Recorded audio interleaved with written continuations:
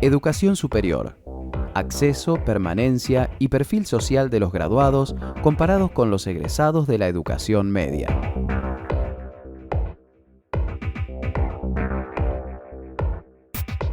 La matrícula de la educación superior en la Argentina se ha elevado en el siglo XX y comienzos del siglo XXI a una tasa del 7% anual. Esto ha generado que nuestro país tenga una de las tasas de escolarización superior más altas de Latinoamérica, el 50% de los jóvenes, según datos del INDEC de 2005. Sin embargo, a pesar de estos datos altamente positivos, hay tres fenómenos que empañan los resultados finales.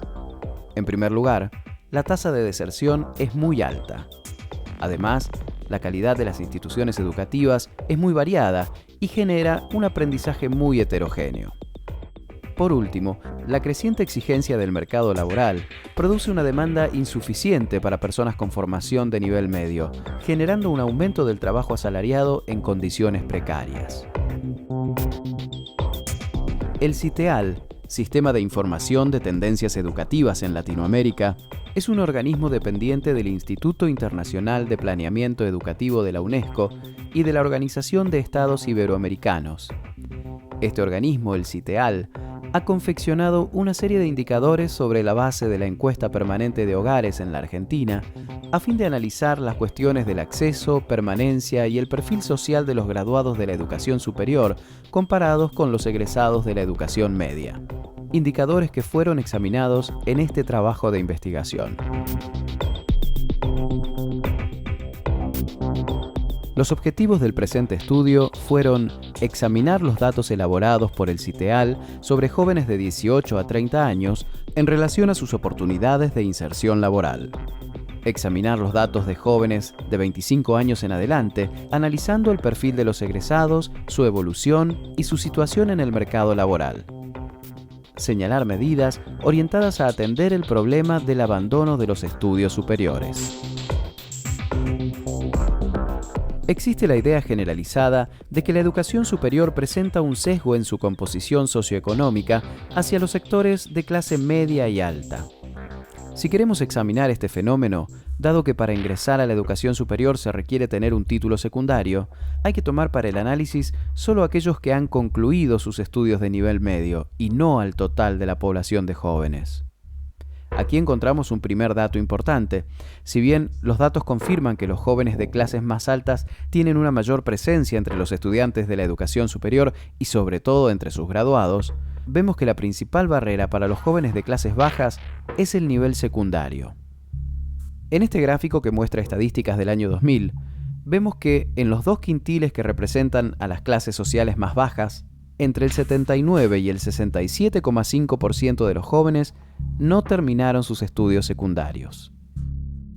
De todos los alumnos que terminaron el secundario, si bien entre los que siguen estudiando hay más alumnos de clase alta que de clase baja, la brecha no es tan pronunciada como se suele pensar, aunque sí lo es entre los que finalmente se reciben. En este cuadro, siguiendo con nuestras estadísticas del año 2000, vemos que entre los estudiantes relevados que seguían estudiando al momento de la encuesta, el 28,2% pertenecía al quintil de clase más baja, mientras que el 46,5% al quintil de clase más alta. Como vemos, existe una diferencia, pero la proporción es de menos del doble.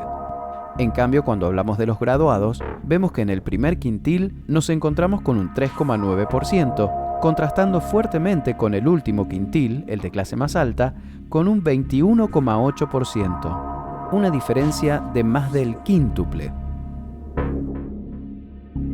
En este gráfico, vemos que el porcentaje de los jóvenes pertenecientes a las clases más bajas que acceden al nivel superior no es despreciable. Hay que tomar en cuenta que estamos considerando un universo global de establecimientos públicos y privados. Si solo consideráramos la educación pública, esta brecha seguramente se reduciría.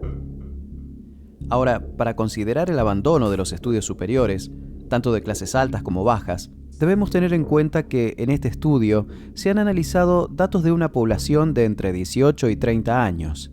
Entre ellos, muchos que aún estaban cursando sus estudios al momento de la encuesta, seguramente también pueden haber abandonado posteriormente. Los resultados no son fáciles de calcular, solo brindan una información aproximada. Pero las estadísticas universitarias, basadas en la información que las instituciones brindan, dan cuenta que del total de inscriptos, solo un 20% llega a graduarse.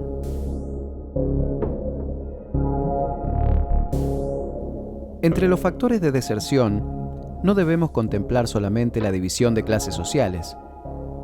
Por ejemplo, en este cuadro, vemos que en primer lugar, el estado civil puede ser un gran responsable a la hora de abandonar los estudios.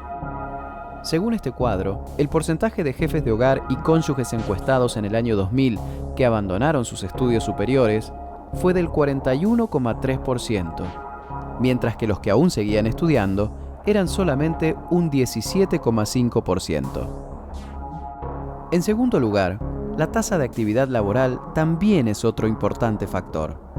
Aquí vemos que entre quienes abandonaron sus estudios superiores, la tasa de actividad laboral es de 86,8%, y entre quienes aún cursaban sus estudios superiores al momento de la encuesta, la tasa laboral era solo del 43,1%.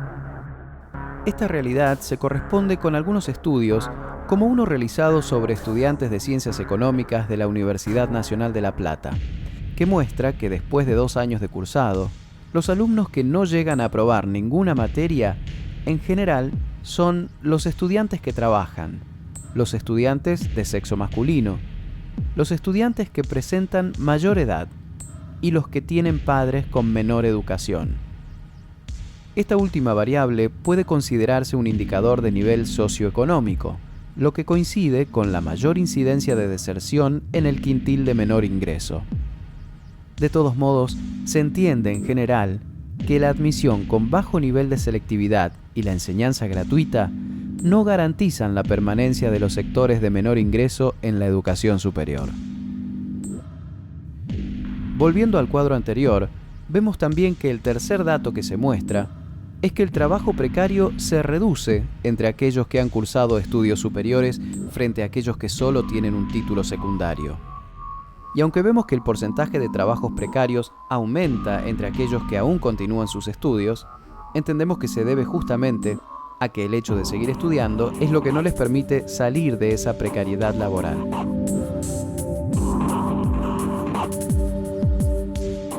En el mercado laboral argentino, los egresados del nivel superior no solo logran una más rápida inserción laboral, sino que obtienen mejores remuneraciones. En el cuadro 3, vemos que no solo la tasa de desocupados es de un 50% más baja entre los graduados del nivel superior, sino que también el trabajo informal se reduce a la mitad entre ellos. Por otra parte, no existe una brecha muy grande entre profesionales terciarios y universitarios. La única diferencia marcada que vemos aquí es la carga horaria. Por lo demás, los valores son muy similares entre estos dos sectores. Sin embargo, cuando comparamos cómo se distribuyen los graduados del nivel medio, superior terciario y superior universitario entre quintiles de ingreso familiar per cápita, se puede apreciar que 3 de cada 4 profesionales universitarios se ubican en el quintil más elevado socioeconómicamente. Este dato refleja tanto el fenómeno de la reproducción social de la clase de origen como el de la movilidad social ascendente. El ingreso familiar per cápita también marca una diferencia entre el nivel de egresados del nivel medio y el de egresados del nivel superior terciario, como vemos en este cuadro. Es evidente que concluir los estudios superiores implica ampliar las oportunidades de movilidad social ascendente. A ello se suman las recompensas simbólicas y el acceso a una mejor calidad de vida. Por eso, solucionar el problema de la deserción en el nivel superior es importante tanto para elevar el capital humano de la población como para mejorar las condiciones particulares de vida, especialmente entre aquellos de menor nivel socioeconómico. Para entender el problema de la deserción, debemos contemplar 2 niveles diferentes pero complementarios: el macronivel educativo y el micronivel de la enseñanza superior. En el plano macro, hay que contemplar que el proceso educativo es acumulativo y los problemas se arrastran de un nivel a otro. el fracaso en el primer año de la educación superior se debe muchas veces a la deficiente formación de la educación media, generando problemas en la comprensión de textos, metodologías de estudio, expresión escrita, etc. Por eso, para mejorar el rendimiento del nivel superior, se requieren políticas de mejora gradual del nivel medio, atendiendo su calidad y atacando su heterogeneidad. Para combatir el problema a corto plazo, sería deseable incorporar políticas reparadoras para que los jóvenes puedan adquirir las herramientas para elevar su rendimiento en la educación superior.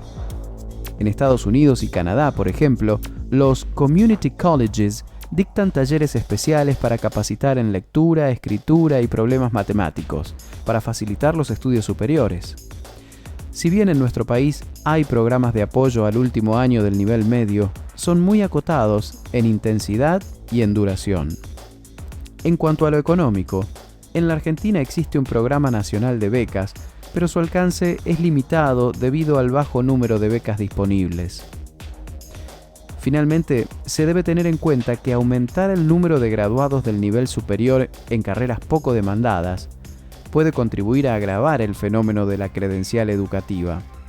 No es fácil realizar con éxito una planificación de los futuros requerimientos del campo profesional, pero sin ella es imposible pensar que los alumnos puedan tomar una opción eficaz a la hora de elegir una carrera.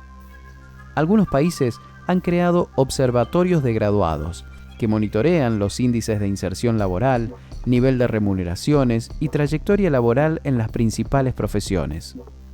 Esto se podría acompañar con un seguimiento del egresado en su pasaje al mundo laboral por parte de la institución de educación superior, lo cual mantendría actualizados los planes de estudio para que sean compatibles con la actividad laboral.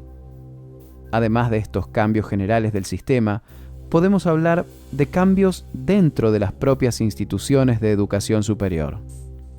Algunas de las medidas que se podrían adoptar son, por ejemplo, políticas de orientación vocacional, políticas explícitas de admisión de estudiantes, planes de estudios flexibles que brinden una formación general en los primeros años y que faciliten el pasaje entre carreras afines. Establecer una estructura de incentivos para docentes, ya sea a través de remuneración, recompensas simbólicas, condiciones laborales, que promuevan la atención al estudiante y la calidad de la enseñanza.